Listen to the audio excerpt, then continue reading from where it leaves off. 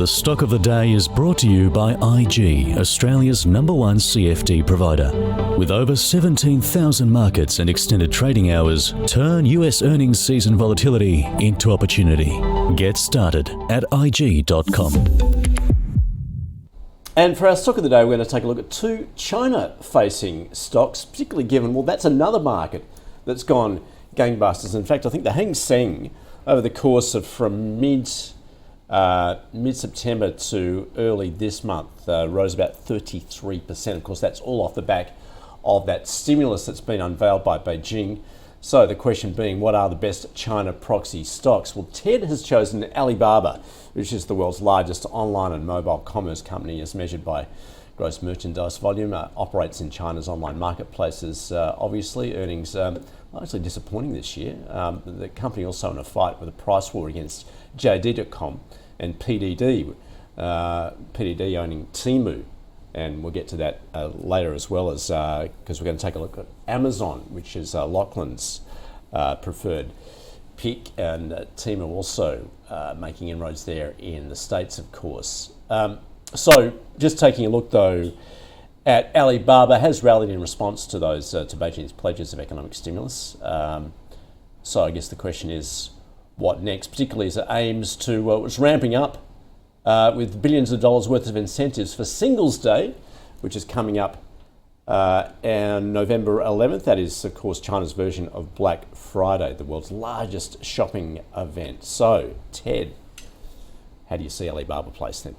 Well, look, if you want to play China, then Alibaba's a really good way to play. And the point is, we've just seen 30% China boost in a couple of weeks on some really scant evidence of stimulus. And so we got nothing really. So when the stimulus package came out, we essentially just had monetary stimulus coming through and a few wishy-washy statements about fiscal stimulus, and the stock market went up 30% on just that hope. And now we have seen, okay, well, that maybe there isn't any fiscal stimulus and there's not that much support for property, and so the markets have retreated a bit. The point is, if we actually get a proper fiscal stimulus package coming through, China can double. The China stock market can easily double, and Alibaba will double overnight. I mean, it trades on only 11 times earnings. You know, Amazon is trading on 30 times. Obviously, we're talking about a different market. But Alibaba should be growing 15, 20% in terms of the growth of their profits. Now, what's our big overall problem? Well, post-pandemic, the extraordinary thing is that in America, consumers just spent, and they've spent and spent and spent.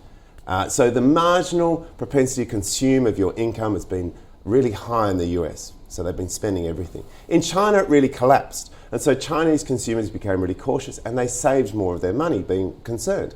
And we haven't seen that ramping up. So the issue with China is still the consumer is cautious. And they need to be pushed or prodded, or their confidence needs to increase in a way that makes them spend. And if that happens, it's not just the economic growth, consumption grows at a much faster rate. It's really leveraged off that.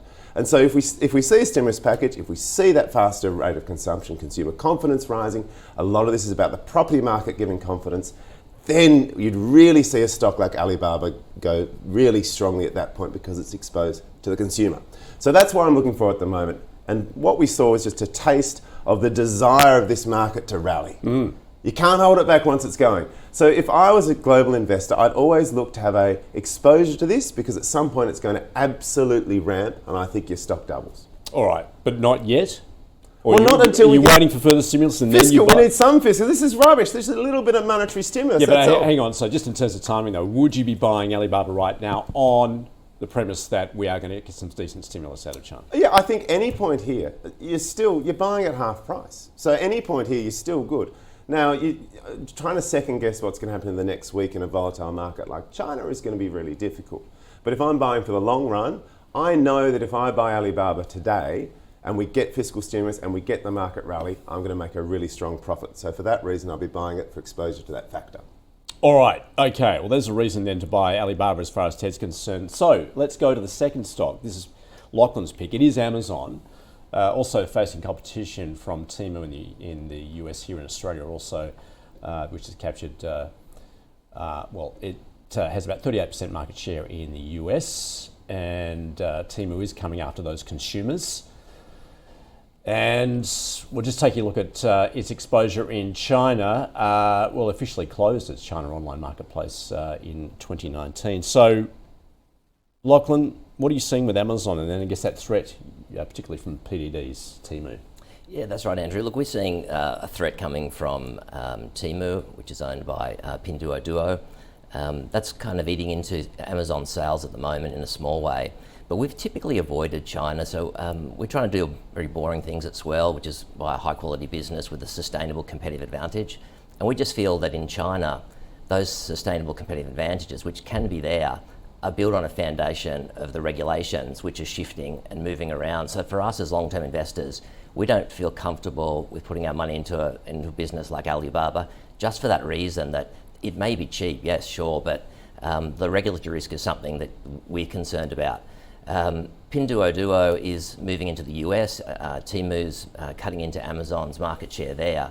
But what they've been benefiting from is they've got a de minimis loophole where if you're bringing in something under $800 into the US, you don't pay duty.